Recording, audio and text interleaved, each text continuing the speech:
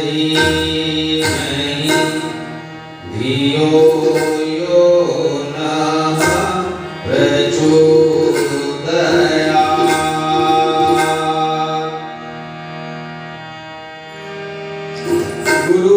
गुरुर्ब्रह्मा गुरुर्विष्णु गुरुरेव महेश्वरः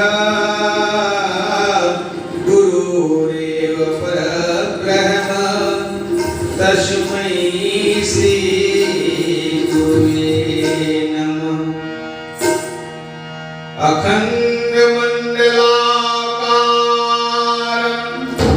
व्याप्तमयेन चराचरम् तत्पदं दर्शितं येन तस्मै श्री गुरुवे नमः। भगवती मेरी मातु है, पिता मेरे श्री राम, उन दोनों के चरणों में मेरा कोटि कोटि प्रणाम। समस्त शक्ति स्वरूप माताओं, देवतुल्य भाइयों, आज हम आप सबके सामने श्रीमद् पावन प्रज्ञा पुराण की कथा परम पूज्य गुरुदेव की लेखनी से जो प्रभावित हो रही है, इसकी चर्चा महाप्राज्ञ पिपलाद जी, प्रश्नकर्ता श्रृंगी ऋषि और समस्त 87,000 ऋषिगण इस कथा का रसपान कर रहे हैं। हम सब भी इस कथा को सुन रहे हैं, कथा का रसपान कर रहे हैं और दूसरी शक्ति का आज तीसरा दिन समय शक्ति के बारे में हम आपस में चर्चा कर रहे हैं। समय सबसे बड़ी पूंजी है और इस पूंजी का उपयोग जिस समय किया जाता है, समय का सदुपयोग करके ही किया जाता है। कभी कभी समय का उपयोग न कर पाने के कारण हमें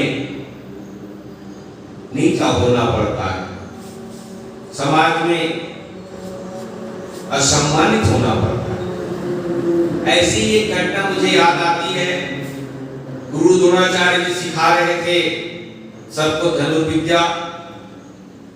एक भील बालक वहां धनुर्विद्या सीखने के लिए आया, लेकिन उस भील बालक को नीच मान करके द्रोणाचार्य जी ने धनुर्विद्या सिखाने से मना कर दिया। कहा कि मैं धनुर्विद्या केवल क्षत्रियों को ही सिखाता हूं, आपको ना सिखा पाऊंगा। वह छोटा सा बालक पिताजी के साथ गया था, वापस आया और देखा था जैसे द्रोणाचार्य जी को वैसी मूर्ति बना करके जंगल में घोर तपस्या में लग गया, समय का सदुपयोग कर रहा था। भले ही गुरु नहीं मिले, लेकिन समय का सदुपयोग कर रहा था। और कुछ दिन बाद जब द्रोणाचार्य अपने शिष्यों के साथ घूमने निकले, विहार करने गए, तो उसी जंगल में पहुंचे। उनके साथ एक कुत्ता भी था। वो कुत्ता जंगल में किसी की गंध पा करके भौंकते रहता था, तो वहां पर भी उसने खूब भौंका। किसको? उस भील बालक को देख करके। उस भील बालक को देख करके कुत्ता इतना जोर से भौंका तो भील बालक के जो तप कर रहा था, जो साधना कर रहा था, धनुर्विद्या चलाने को सीख रहा था, उसमें बाधा उपस्थित हुई। तो उसने क्या किया? ऐसे तीर छोड़े, ऐसे कितने तीर छोड़े कि उस कुत्ते का मुंह तीरों से पूरा ठसाठस भर गया। कुत्ता भौंक नहीं पाया, लेकिन एक तनिक मात्र भी खून का धब्बा भी नहीं हुआ, खून निकला ही नहीं उसके मुख से। किसके मुख से? कुत्ते के मुख से। लेकिन बाण फरने पूरे भौंक नहीं सका। वापस वो आया अपने पांचों पांडवों के साथ, जहां गुरु द्रोणाचार्य भी थे। तो सब लोगों ने देखा, अरे वाह, ऐसा बाण चलाने वाला कौन हो सकता है? कौन हो सकता है ऐसा बाण चलाने वाला? कुत्ते के मुख से बाण निकाली और कुत्ता जाकर के धीरे धीरे धीरे उस जगह को बताया जहां वो भील बालक तपस्या कर रहा था, साधना कर रहा था, तीर चलाने को सीख रहा था। वहां पर गुरुद्रोण ने जाकर के पूछा, बालक आप कौन हो? तो बोले, मैं एकलव्य हूं। मैं गुरुद्रोण के पास गया था धनु विद्या सीखने के लिए, उन्होंने मुझे मना कर दिया। मैंने उनकी मूर्ति बना करके यहाँ विद्या सीखनी प्रारंभ कर दी। तो क्या इस कुत्ते पर तुमने बाण चलाए हैं? बोले, हाँ प्रभु, मैंने ही बाण चलाए हैं। तो मैं ही द्रोणाचार्य हूं। तो जब कोई गुरु बना करके सीखता है तो उसे तो दक्षिणा भी देनी पड़ती है। तो क्या तुमने अपने गुरु को दक्षिणा दे दी? बोले, नहीं गुरुदेव, मैंने नहीं दी है। तो मैं ही द्रोणाचार्य हूं, मैं दक्षिणा ले सकता हूं आपसे, आप दक्षिणा दोगे क्या? सहज स्वीकार है प्रभु, आप कहिए, मैं जो दक्षिणा आप मांगोगे सो दक्षिणा दे दूंगा। अच्छा, तो ठीक है, आप अपने दाहिने हाथ के अंगूठे को काट करके दीजिए। एक तीर निकाला, तीर के तुमिल से जो नोक होती है उस पर अंगूठे को काटा और तत्काल अंगूठे को, कटा हुआ अंगूठे को हाथ में रख करके दान दे दिया। क्योंकि अंगूठे में रख करके हम तीर चलाते हैं ना, तो द्रोणाचार्य जी को लगा कि अर्जुन को मैं सबसे बड़ा धनुर्धर देखना चाहता हूँ, संसार में से कोई और बड़ा ना हो जाए। इसलिए उसने आज उस एकलव्य की क्या मांग ली? अंगूठा। देखिए कौन अर्जुन? जो श्रेष्ठ अर्जुन, जिसने मछली की, एक चिड़िया की आंख को पेड़ के ऊपर था, सुख की आंख को बेचने में सफल होने वाला वो अर्जुन आज उसे छोटा होने लगा। इनके पास गुरु जी नहीं है, इनके पास सिखाने वाले नहीं है, तो किसने सिखाया? समय। क्योंकि करत करत अभ्यास से जड़वती हो सुजान, रसरी आवत जागते शिल्पर परत निशान।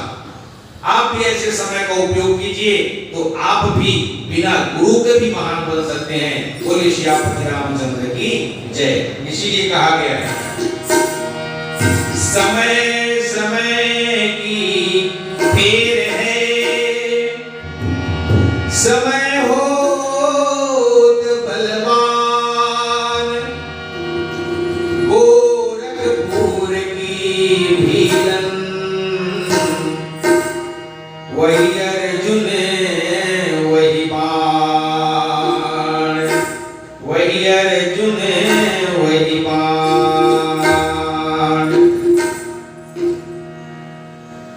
सौभाग्य का समय है, गंवाते चले जा रहे हैं। सौभाग्य का समय है, गंवाते चले जा रहे हैं। जिंदगी रूपी बांसुरी से आवाज ही निकलती है, आवाज ही निकलती है। ये जिंदगी में हमारी एक बांसुरी है, हमें इस जिंदगी को बांसुरी बना देना चाहिए। बांसुरी है कौन? आप सब जानते हैं कि कृष्ण भगवान को जब बाबा के वेश में आकर के भगवान शिव दर्शन करना चाहते थे बालक कृष्ण को, तो मां ने डरा था देने के लिए। लेकिन जब पता चला कि ये कुछ जानते हैं करके, जैसे रामचंद्र जी के जन्म के समय में भी यही काकुटुंबी के साथ आए थे, लेकिन यहाँ अकेले आए थे। वहां उन्होंने हनुमान को दी थी, शिव जी, ठीक है। यहाँ इन्होंने बांसुरी दी, यहाँ आए थे। तो वो वही बांसुरी आज शिव जी की उससे आवाज निकलती है। तो शिव की दी हुई बांसुरी हम भी अपने शरीर को बना लें। बांसुरी को कैसे? भगवान अपने होठों से लगाए रहते हैं, अपने पास बिठाए रखते हैं, 24 घंटा बांसुरी उनके साथ ही रहती है। हम भी ऐसे ही भगवान के साथ हर पल हर क्षण बिताएं। ध्यान में सब रखें, हम परिवार, पत्नी, बेटे, घर, काम सबका ध्यान रखें, लेकिन मन में हमारे क्या रहे? मन में हमारे जैसे बांसुरी भगवान के साथ रहती है, वैसी हमारी भगवान के साथ हम बांसुरी बन करके 24 घंटे घूमते रहे, कभी अधरों पर, कभी किनारे, कभी कमर में, कभी हाथ में। ठीक है, तो बांसुरी को देखकर एक दिन अर्जुन भी बहुत चक्के रह गए। कैसे? आज भगवान कृष्ण अपने सिंहासन पर, जिस सिंहासन पर भगवान कृष्ण बैठते हैं, उस सिंहासन पर बांसुरी को रख दिया और कहीं चले गए। ठीक उसी समय द्वारकापुरी में मिलने के लिए अर्जुन जी आए और अर्जुन जी ने देखा कि आज तो बांसुरी बैठा हुआ है। हाँ, तो उन्होंने ईर्ष्यावश कहे, तू इतना भगवान का प्यारा हो गया, उनके सिंहासन पर भी बैठ सकता है। उन्होंने उठाया और उठा करके पूछा कि हे मुरली, तूने कौन सी ऐसी जप की है, कौन सी ऐसी तपस्या कर दी है, कौन से ऐसे पूजा पाठ किया है, कौन से ऐसे अखंड रामायण का पाठ किया है, कौन से तुमने माला फेरे हैं, क्या किया है तुमने? आज तो तुमने हद कर दी। हम चल ठीक है, होठ पर लगे रहते थे तो होठ पर है कहते थे, हाथ में रहते तो हाथ में है कहते, कमर पर ऐसे रख देते थे तो कमर में है कहते थे, लेकिन आज तो तुमने हद कर दी, आज तो तुमने सिंहासन पर बैठ गए। हाँ, क्या कारण है तुम कि इतने प्यारे हो भगवान के? तो बांसुरी ने क्या कहा मालूम? बांसुरी ने जवाब दिया, कहा कि मैंने समय को पहचाना, मैंने जीवन को पहचाना और समय को मैंने व्यर्थ नहीं जाने दिया। मित्रों, 3 चीज, समय को पहचानना, ये जीवन भी हमारी एक बांसुरी है ना, ये शरीर भी एक बांसुरी है, इसमें जितनी मीठी धुन निकालो, लोग आपको उतने ही आपके ऊपर आकर्षित होते चले जाएंगे। तो समय को पहचाना मैंने, एक दूसरा जीवन को पहचाना मैंने, कैसे कि ये जो जीवन मेरा मिला है इसे मैं व्यर्थ नहीं जाने दूंगा, और तीसरा क्या, इसको व्यर्थ नहीं जाने दिया। और मालूम कि मैं पहले एक पेड़ था, कौन सा पेड़? बांस का पेड़, बढ़ाई गया और पैरों से काट करके मुझे ले आया, तब भी मैंने कुछ नहीं कहा। उसके बाद उसने मुझे टुकड़े टुकड़े कर दिए एक एक करके, तब भी मैंने कुछ नहीं कहा। टुकड़े करने के बाद लोहे की सलाखों को गर्म कर दिया और डाल करके बीच से पोली कर दी, तब भी मैंने कुछ नहीं कहा। उसके बाद मुझे रहना मारा गया, रौंदा गया, चिकना किया गया, मेरे शरीर के ऊपर के पूरे परत निकाल दिए गए, तब भी मैंने कुछ नहीं कहा। और हद तो जब हो गई कि उसने मेरे गर्म लोहे को छोटे छोटे मेरे सीने पर चुभो चुभो करके छेद कर दिया। मेरे इतने छेद हैं कि पूछो मत। और जब इस तरीके से मैं इतने सारे कष्टों को सही ना, तब मैं कहीं भगवान कृष्ण के होठों पर, भगवान कृष्ण के हाथों पर, भगवान कृष्ण की कमर पर और आज उनके सिंहासन पर विराजमान हो पाई हूँ। यदि आप लोग भी ऐसे अपने जीवन को उस बांसुरी की तरह भगवान के साथ लगा दो, तो आपका जीवन भी, आप भी भगवान के सिंहासन पर बैठ सकते हो। और क्या, हमारे बाबा सत्यनारायण जी क्या किए हैं? शिव जी की सिंहासन पर बैठे हैं, मान के चलो आप। हाँ, यहां तो स्पष्ट दिख रहा है कि नहीं दिख रहा है? दिख रहा है। तो मेरा समर्पण भगवान को अच्छा लगा, और जब भगवान को आपका समर्पण अच्छा लग जाएगा ना, तो फिर आप भी बांसुरी की तरीके से होठों पर लग जाएंगे भगवान के। कहते हैं ना कि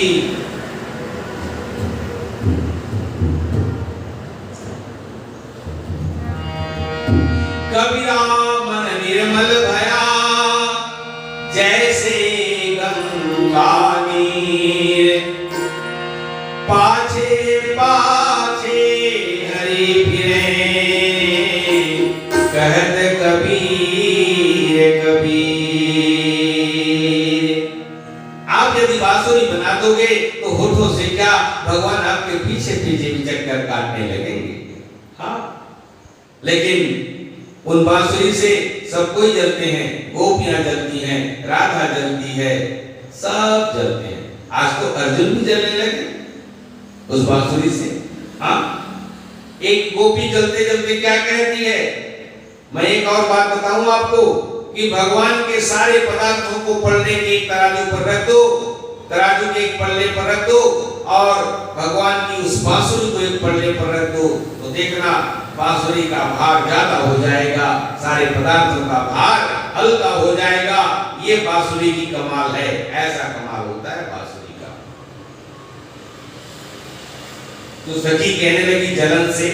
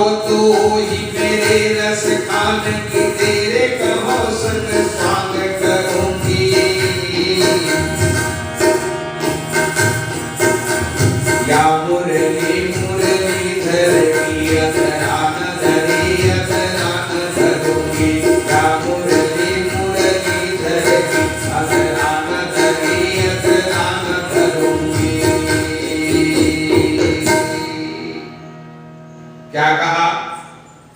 देखिए ईर्ष्या क्या कराती है। बांसुरी की ईर्ष्या में गोपी ने कहा कि मैं अपने शीश पर मैं कृष्ण का स्वांग जब बनाऊंगी ना, मैं कृष्ण बनूंगी ना नाटक से, हाँ स्वांग बनाऊंगी तो क्या करूंगी, मोर के पंखा को मैं ऊपर रख सकती हूँ, रख लूंगी, गुंज की माला भी गले में पहन सकती हूँ, पीताम्बर भी ओढ़ सकती हूँ, अलग को भी लेकर के वन जाकर के उस गोधन को भी चरा सकती हूँ और ग्वाल बाल के साथ घूम फिर सकती हूँ, ये सब करूंगी। लेकिन भाव तो वो ही मेरे रसखान की तेरे कहों सब स्वांग करूंगी। मैं रसखान कभी कहते हैं कि वो गोपी कहती है कि सारे स्वांग कर लूंगी, जो कृष्ण करते हैं ना, सारे कृष्ण करते हैं जो कर्तव्य, वो सारे कर्तव्य करूंगी, लेकिन एक चीज ना करूंगी। बोले क्या? या मुरली मुरलीधर की, इस मुरलीधर की मुरली को मैं अधरान धरूंगी, अधरान धरूंगी, मैं अधरों पर कभी नहीं रखूंगी। अर्थात कितनी ईर्ष्या है जरा देखिए, और मुरली कितनी प्यारी है जरा ये देखिए। तो हमें भी प्यारा बनना है, हमें भी प्यारा बनना है तो मुरली ही बननी पड़ेगी। इसलिए कहते हैं कि समय सबसे बड़ा बलवान होता है। समय इतना बड़ा बलवान है साथियों कि समय को यदि हम थोड़ा सा भी चूक जाए ना, तो समय चूकी पुनी का पछताने और का होता जब किसी चुकाने। आइए समय के बारे में कुछ और बात बताएंगे। पहले समय होता है बलवान, समय से बनते व्यक्ति महान का एक गीत गुनगुना लें।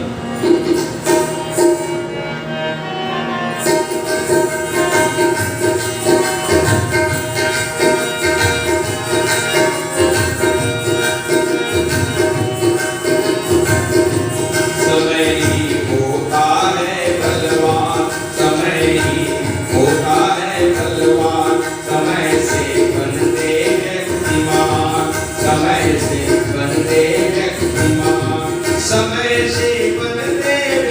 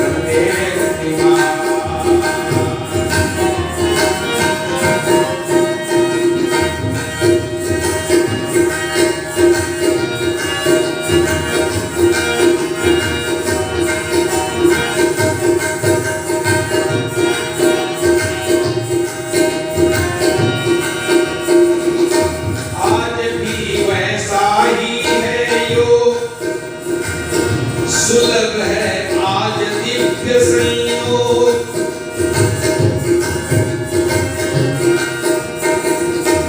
आज भी वैसा ही है योग।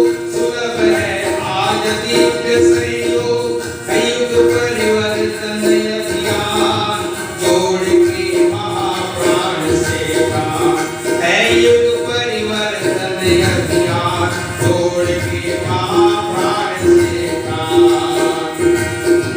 समय से बनते व्यक्ति महान, समय से बनते व्यक्ति महान, समय से बनते व्यक्ति महान। समय ही होता है बलवान, समय ही होता है बलवान, समय ही होता है बलवान। वास्तव में समय ही बलवान बनाता है, समय ही ताकतवर बनाता है। और मित्रों, यदि हमारे पास समय ना हो तो फिर समय किसी के लिए नहीं होगा।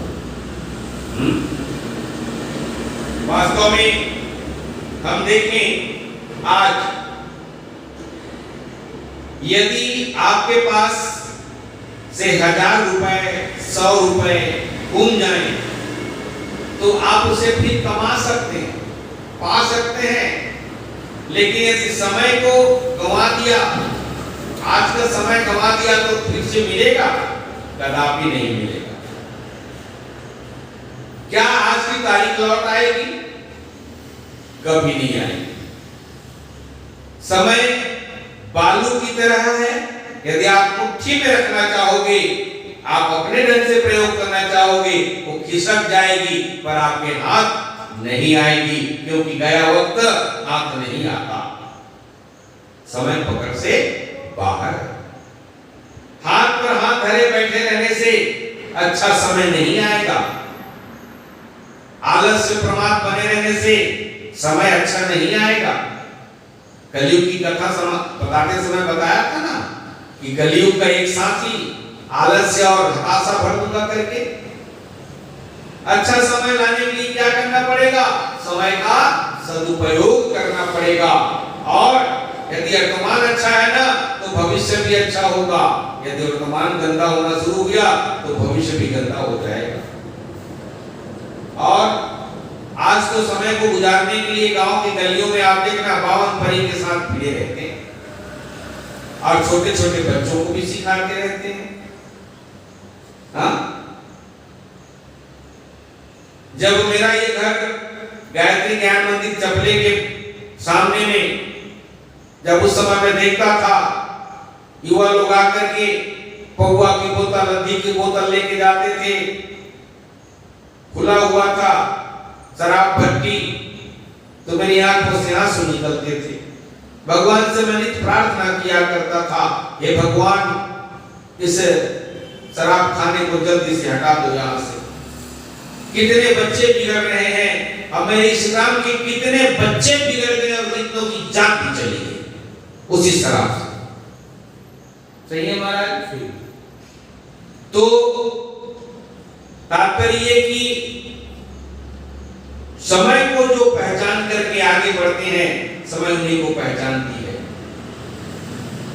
आज 70% बेटे अपनी बाप की कमाई संपत्ति पर ही जीने के लिए तत्पर रहते हैं, इरादा रखे रहते हैं। कहना है ना हमारे बाप के पास इतना सारा। 70%। एक व्यक्ति 4 करोड़ 10 करोड़ 100 करोड़ का मालिक, उसका एक ही बेटा था, उसने सारे रुपए दान कर दिए, घर वगैरह सब दान कर दिया।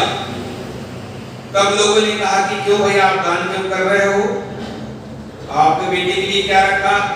तो उसने कहा मेरे बेटे के लिए मैंने टैलेंट ही रख दी है, वो बुद्धिमान है तो फिर से धन अर्जित कर लेगा। यदि आलस्य में बैठा रहा तो ना कमाएगा, उसका वो जाने। तो वास्तव में आज हमारे बच्चों को हम संस्कार दें। हमने भी अपने जीवन में कमाई है की है, सब अपने जीवन में कमाते हैं, सुबह से लेकर के शाम तक कमाते रहते हैं। हमने इतना धन अर्जित किया तो बेटा भी कर लेगा, कोई दोमत की बात नहीं है। इसलिए गोस्वामी जी ने कहा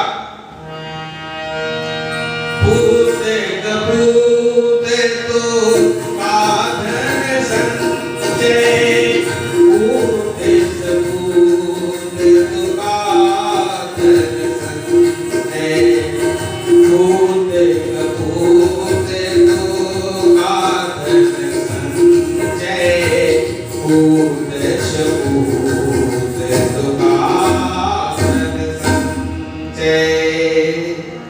यदि बेटा सपूत है तो धन इकट्ठा करने की कोई आवश्यकता नहीं, बेटा कमा लेगा धन को।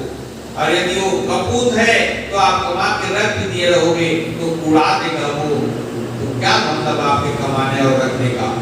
इसलिए अपनी कमाई का उपयोग आप भी कर लो और वो भी अच्छे अच्छे कार्यों में कर लो, अच्छे कार्यों में कर लो जब तक आप जिंदा हो तब तक। आज जो अकर्मण्य है, जो काम नहीं करते, वही लोग गरीब हैं। आज हमारे भारत देश में गरीबी का रोना रोते हैं। हमारे यहाँ गरीबी की समस्या का निबंध आता है। हाँ, लेकिन बताएं एक बात, भारत में गरीबी की समस्या का निबंध आता है, वहीं एक और भारत हमारा इतना अमीर है, इतना धनवान है कि पूछिए मत। यहाँ इतनी संपदा है कि संपदा का उपयोग यदि हम करना चाहें तो भारत हमारे सोने की चिड़िया कहाएगी। पहले कहाती थी सोने की चिड़िया। एक बात बताएं, क्या चोर चोरी करने के लिए भिखारी के घर जाता है? चोर चोरी करने के लिए भिखारी के घर जाता है? कभी नहीं। कहां जाएगा वो? जाएगा कहां? वो धनवान के घर जाएगा, जिसके घर पूंजी है, जिसके घर रुपए हैं, जिसके घर सोने चांदी है, उसके घर चोरी करने जाएगा। हमारे यहाँ चोरी करने आए थे, आपको पता होगा। यहाँ की काली मिर्च का चोरी करने आए थे। एक काली मिर्च पे अंग्रेज फिदा हो गए थे, पागल हो गए थे। हाँ, अंग्रेज लोगों ने चोरी करने कहाँ आई? भारत। मुगलों ने चोरी करने कहाँ आई? भारत। तो भारत क्या है? गरीब है? गरीबी है भारत में? बिल्कुल नहीं। अगर भारत गरीब होता तो चोरी करने आते नहीं। भारत गरीब होता तो चोरी करने आते नहीं। इसलिए तो कहा गया है, क्या कहा गया है? यहाँ की डाल डाल पर सोने की चिड़िया पैदा करती है। ये वो भारत देश है। सत्य अहिंसा के पुजारी गांधी जी पूरे संसार में विदित हैं। जहाँ डाल डाल पर सोने की चिड़िया करती है बसेरा, ओ भारत देश है मेरा, ओ भारत देश है मेरा। जहाँ डाल डाल पर सोने की चिड़िया करती है बसेरा, ओ भारत देश है मेरा, ओ भारत देश है मेरा।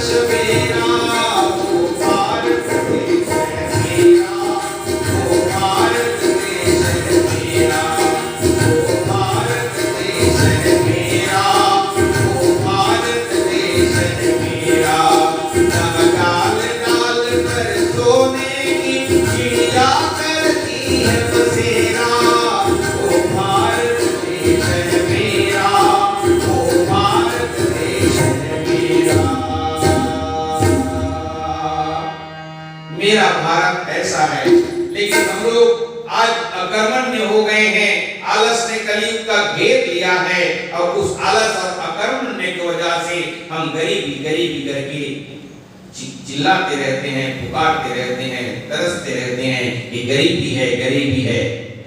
ना बाबा, यहाँ भी इतनी संपत्ति है कि लोगों की नजर आज भी पड़ी हुई है, आज भी लोग लूटने के लिए तैयार हैं। कितनी ऐसे गैंग चल रहे हैं जो भारत को लूटने के लिए हरदम तैयार बैठे हुए हैं। तो साथियों, हम समय को इतना महत्व समझे, समय का इतना महत्व समझे कि समय आज हमारे लिए कितना कीमती है।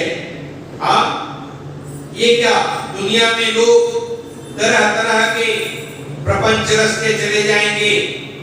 आज आईपीएल का क्रिकेट होता है, आईपीएल के क्रिकेट में क्रिकेट खिलाने वालों को, टीम बनाने वालों को लाखों करोड़ों की आय होती है, लेकिन हम 3 घंटा देखने वालों को क्या मिलता है? हाँ, आपकी पार्टी का हार गया तो निराशा, आपकी पार्टी का जीत गया तो थोड़ी सी खुशी, इससे और क्या मिलेगी? लेकिन आप जरा देखें, एक धनवान व्यक्ति का मैं उदाहरण दूं, आप 3 घंटा ऐसे वेस्ट कर देते हो। एक धनवान व्यक्ति बिल गेट्स, बिल गेट्स 1 घंटे में 1000 करोड़ रुपए कमाता है, 1000 करोड़ रुपए, और 4 घंटे में 4000 करोड़ रुपए कमाता है। एक बार इनका 50,000 का एक नोट था, वो फिसल के गिर गया, उड़ने लगा।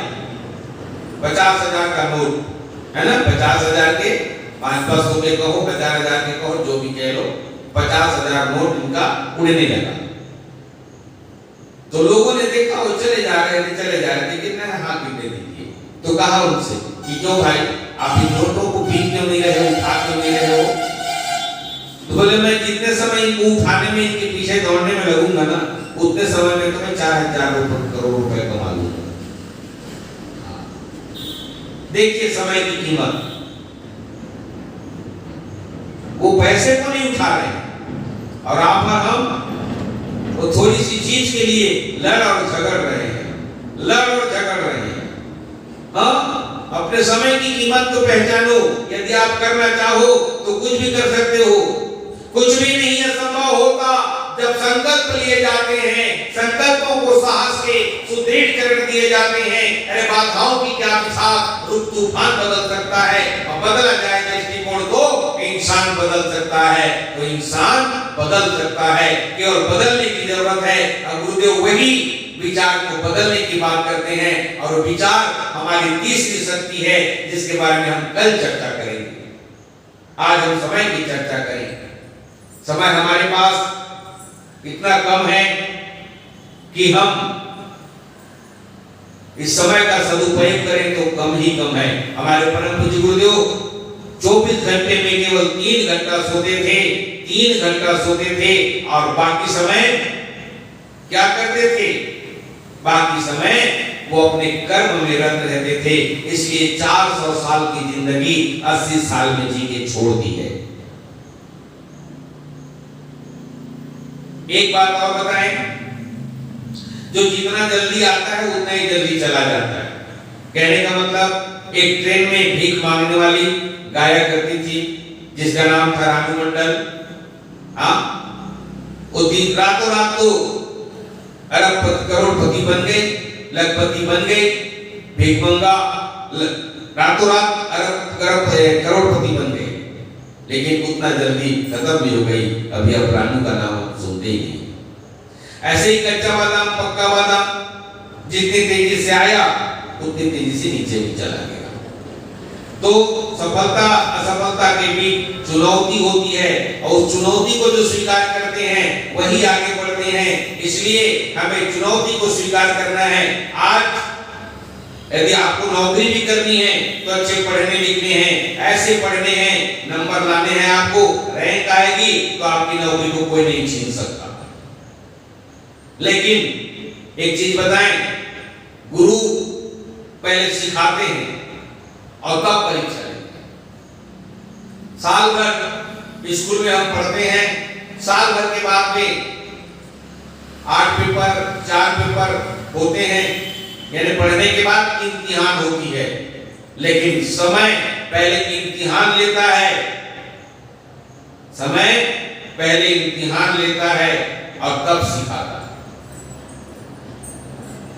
गुरु लोग पहले सिखाते हैं, बाद में इम्तिहान लेते हैं। समय पहले सिखाता है, समय पहले इम्तिहान लेता है, उसके बाद सिखाता है। गुरुजी समय समय पर गलती होने से सुधार करवा लेते हैं, लेकिन समय पहले परिणाम दे देता है, उसके बाद सुधार करने को कहता है। हाँ, आप मान लो गाड़ी चला रहे हैं तो, और गाड़ी चलाते चलाते आप लापरवाह हुए, मन कहीं और गया, तो समय चूका तो क्या होगा? एक्सीडेंट पहले हो जाएगा, बाद में आप पछताते रहना, बाद में सीखते रहना कि मैंने ऐसा किया इसलिए एक्सीडेंट हो गया, दूसरों को बताते रहना, सिखाते रहना। इसलिए जो व्यक्ति समय की पहचान करते हैं ना, वो समय को व्यर्थ नहीं गंवाते। समय को व्यर्थ गंवाना माने अपने पद का व्यर्थ गंवाना है, अपने धन का व्यर्थ गंवाना है, अपने इंद्रियों का दुरुपयोग करना है। समय का यदि आपने उपयोग सही किया तो आप सब चीज का उपयोग सही करते हैं। ऐसे ही एक बाप के 4 बेटे थे। बाप ने सारी संपत्ति दान कर दी। चारों बेटों ने पूछा कि पापा जी, पिताजी, आप संपत्ति को सबको दान करते रहे हैं, हमारे लिए क्या छोड़ रहे हैं? तो उन्होंने कहा कि उस आम के बगीचे में मैंने आपको लोगों के लिए सभी आम पेड़ों के नीचे में सोने चांदी के सिक्के काट के रख दिए हैं, जाओ बंटवारा कर लो चारों भाई, अब बंटवारा करके खोद करके ले लो। चले हाँ, खोदने लगे, सब पेड़ को खोद डाला, पूरे बगीचे में जितना बंटवारा मिला था, चारों के चारों भाई मेहनत कर करके उस जमीन को खोदे, कुछ नहीं मिला तो मिट्टी का जो त्यों फिर डाल दिए पेड़ के नीचे, वापस आ गए थके हारे। ये एक दिन की बात नहीं, महीनों 2 महीने तक खुदाई करते रहे और वापस अपने निराश होकर के हमारे पिताजी इतने झूठ बोले, हमारे पास इतना संपत्ति था, सबको दान कर दिए और आज हम 5 पैसे के नहीं है। मित्रों, जब वर्षा हुई, वर्षा होने के बाद जब आम के बौर आने का समय आया, फल होने का समय आया, इतना आम फला कि पूछो मत। उस आम के बगीचे से उन्होंने अपने अपने हिस्से से लाखों करोड़ों की कमाई करी। तात्पर्य क्या हुआ कि परिश्रम ही मनुष्य को महान बनाता है, यानी धन संपत्ति भी देता। तो आप सब लोगों को मालूम, इसलिए समय को हम लोग भी जाया ना होने दें, हम लोग भी समय को बांध के रखें। इसलिए अच्छे लोग टाइम टेबल बना लेते हैं, इतने बजे वो करेंगे, इतने बजे उठेंगे, इतने बजे पढ़ेंगे, इतने बजे काम करने जाएंगे, इतने बजे स्कूल से आएंगे, इतने बजे फिर क्यारियों पर काम करेंगे, पौधों को देखेंगे, ना जाने किस तरह से ऐसे करते चले जाते हैं। तो हमें भी समय का सही उपयोग करना चाहिए और जब हम समय का सही उपयोग कर पाएंगे तभी हमारी भारत की गरीबी अपने आप दूर हो जाएगी, किसी के हम आश्रय पर नहीं रहेंगे। तो प्रज्ञा पुराण में महाप्राज्ञ पिपलाद जी आज इन्हीं बातों को बताते हुए अपने 87 ऋषियों को संबोधित करते हुए श्रीमद् पावन प्रज्ञा पुराण की कथा सुनाते हुए आज वाणी को यहीं पर विराम देते हैं और आज हम भी कथा को यहीं पर समापन करते हैं और कल हम आपके बीच में फिर आएंगे और कल हम एक नई शक्ति जिसे विचार शक्ति कहा जाता है, जो तीसरी शक्ति के रूप में है। अभी तक हमने इंद्रिय शक्ति, दूसरी बार समय शक्ति और तीसरी विचार शक्ति का कैसे प्रयोग करना चाहिए कल सीखेंगे, कल पढ़ेंगे, कल देखेंगे, कल सुनेंगे, जो प्रज्ञा पुराण में गुरुदेव ने लिखी है अपनी लेखनी से, पावन लेखनी से। तो बोलिए प्रज्ञा पुराण की जय, श्रीमद् पावन प्रज्ञा पुराण की जय, श्यावर रामचंद्र की जय, उमापति महादेव की जय, पवन सुत हनुमान लला की जय, बोलो वृंदावन बिहारी लाल की जय। हर हर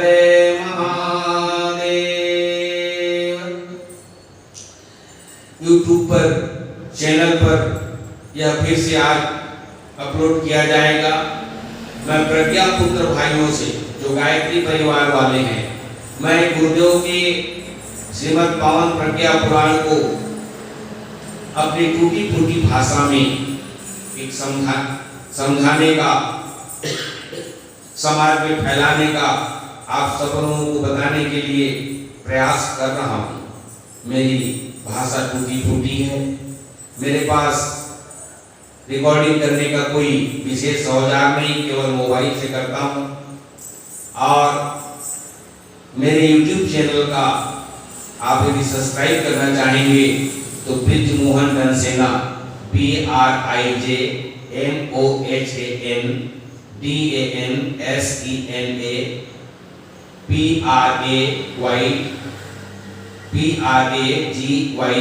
प्रज्ञा पुत्र PUTRA ऐसा लिखेंगे तो चैनल आ जाएगा और आप सब्सक्राइब करके लाइक भी करेंगे। प्रज्ञा पुत्रों से, गायत्री परिवार वालों से मेरा विशेष निवेदन है। वैसे जो भी भाई बहन सुन रहे हैं, यदि अच्छी लग रही है तो निश्चित रूप से आप सब्सक्राइब करके लाइक करना ना भूलें। इस दास का अनुरोध है आपसे। इसी के साथ आज की वाणी को विराम देते हैं। वंदे वेद मातरम, वंदे देव मातरम, वंदे विश्व मातरम।